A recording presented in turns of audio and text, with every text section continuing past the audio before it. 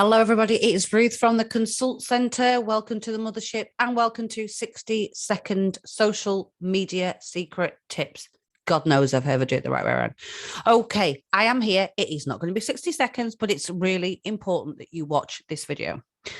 What we're going to cover off, we're going to cover off imageries, social media, you using imagery, and how you make sure you stay out of trouble. Why is it important? Twice this week, I have been contacted by clients.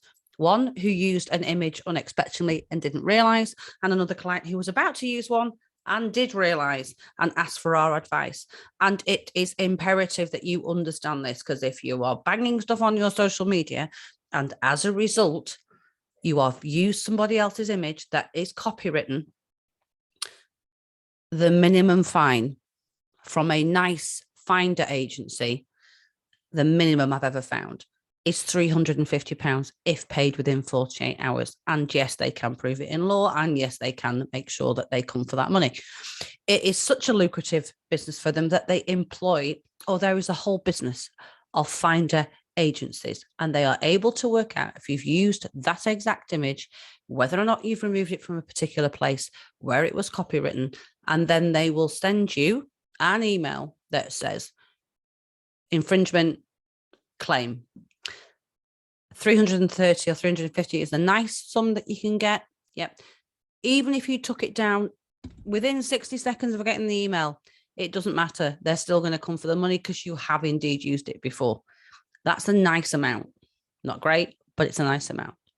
Getty Images, their minimum fine starts at £2,200, and they do not get into conversation about it. So it's payable and it's payable and it's payable. That's it. So there are different rules around this, and I'm going to show you how you search for it in a second. But one of the things to note is if you've used it and you think that you can get it under fair usage, then there may be an argument to be had. Fair usage, however, normally dates back to something that is pre-7 years. So therefore it has been around in business on the net, in the public domain, used by other people in the public domain for over 7 years. And therefore, how are you going to know it was copywritten? Or it could predate copywritten. So therefore, it could be in 1910, 1920, 1930s. However, that doesn't mean everything in the 1910, 1920, 1930s is without copyright, because somebody could have inherited a collection. So a wartime photographer could have bequeathed their collection to somebody. That somebody has then gone back and gained copyright, and therefore anything from the day the copyright was given thereafter, it's a fine if you use it without also checking with them first. So how do you know, and why is it more important now? It's important because at the moment, you're all preparing, or we are preparing for a Jubilee. So, of course, everybody wants photographs of Queenie for her Jubilee. We all want Lilibet. And that's a problem. The Crown owns the royal copyright. Even more complicated when it comes to our monarch.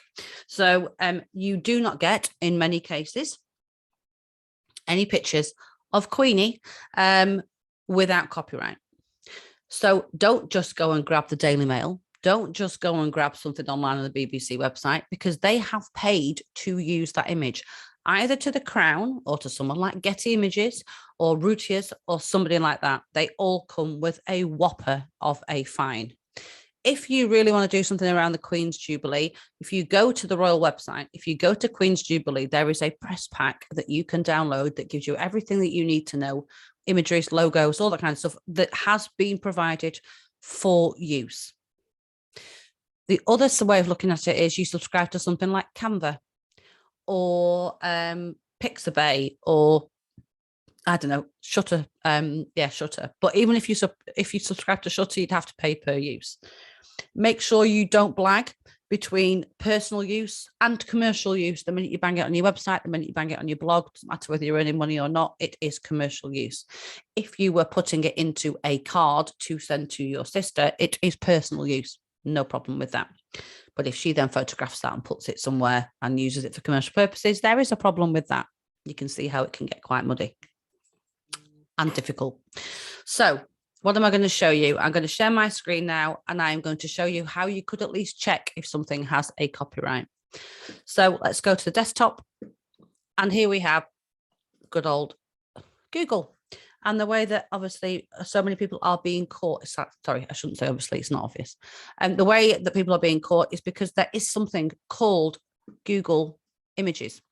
So Google Images is a search that you can do, or indeed the copyright finder can do, where you're able to search by an image. If you search by an image, you can find out if it's copywritten. So sometimes you might search in Google and it may say underneath, could be subject to copyright. Well, the problem with that is who the hell knows what that means and how do you find that out? So if you were on Google and you went into Google and from Google you put, as you can see there, I've just been doing it before. So Google search, image, or image, apparently according to my spelling. Hit that. Okay, you now go to a link. That link is images.google.com. I'm sorry, by the way, if I'm teaching you to suck eggs at this point, but I do think it's really important. Everyone's about to start putting pictures of the Queen on their social media.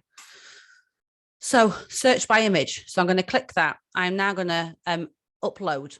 So I'm going to upload. I'm going to choose a file. This file is something that I may well have already got earlier on. I don't know. I've got it somewhere on my desktop, let's say. So I'm now going to look at my downloads, and I'm going to look at my desktop, which is probably where I put the screenshot. And once I've done that, I'm going to have a picture of Queenie. And from there, I can probably choose whatever it is. Where did I put it? Come on. No, there. Of course it's not. Right. Okay. There we go. Okay. Here's a screenshot of good old Lilibet. So I've now loaded it into Google Images. It's now having a look for me. So the image that I searched is here. Okay. So the image that I put on is there. The image that I am now being returned in Google Images, it's saying, okay, we kind of think that's the Queen. Perfect. And here are some very similar imagery. So you see those there. But below that, if you just want to take a look there, it's now showing you all of the places that that exact picture appears as of today. Which is good. So you now know that it's out and it's in public. But I'm now going to go to the BBC and I'm going to go to here. So there is the image that I uploaded. And look, it tells you quite clearly it is by permission of use from Getty Images. £2,200 fine minimum for that particular image. So you can see it kind of gets a little bit tricky. If you were wanting to continue to search for one, you're not going to find many of the Queen because it's owned by the Crown. So Getty have had to pay to have that shoot. And in having that shoot, they want to get their money back, hence £2,200. And they will sell that to loads of news outlets. So what do? You either buy a subscription to a copyright site beforehand and pay up front. It's a few quid. Yeah. Or you go and find something that is not copywritten. But that's how you would find out. The minute you start to see that, or let's put something else up. Let's say, actually, let's look at this shot. So here is a shot. So if I go to that image, you will see that Simar Hussain has sold that to Getty Images. Hence, they both own that copyright. We're not going to be using that. If we look at something else, underneath, and this is how you know for looking at ones that aren't Getty. Underneath that, you have Britain's Queen Elizabeth II by Steve Parsons. AP is Associated Press. It's copywritten.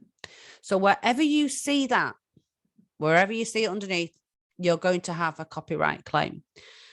If you looked at vintage shots, so let's just put in here Queen Elizabeth. Oops. 1950s. 1950s. Come on, Ruth. 1950s. Okay. So we've got some different shots now. So if I look at this one, Harper's Bazaar. So let's think I can use that. Yep. Can't use this one, Getty Images. So let's have a look through this photo gallery. Can't use this one, Getty Images.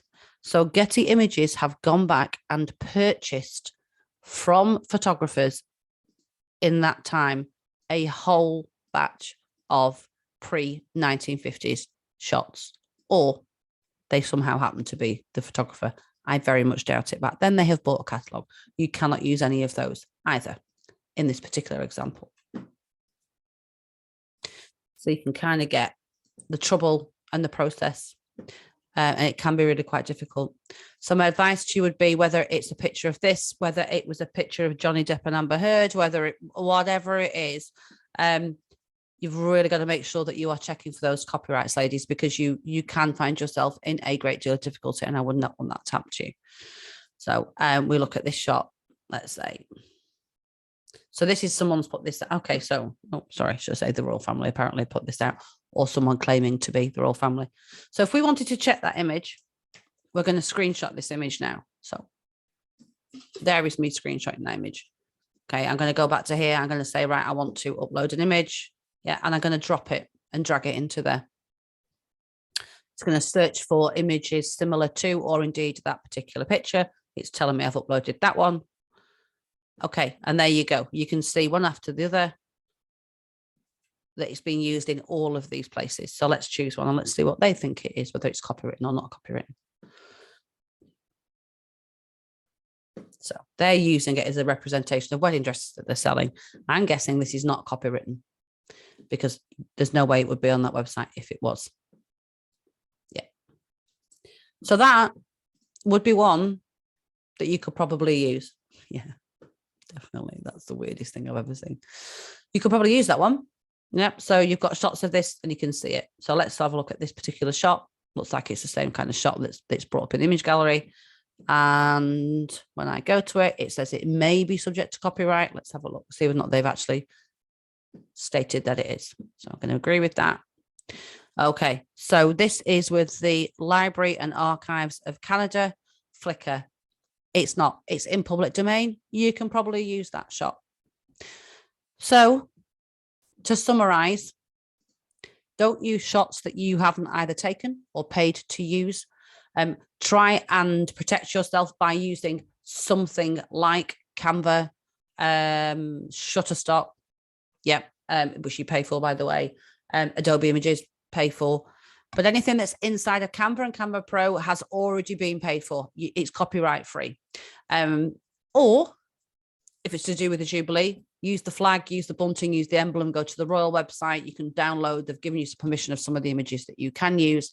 But in general, please do not use images that you have found on Google. You may not have the right to use them, and somebody else could potentially send you a fine. So that was my little happy bit of advice.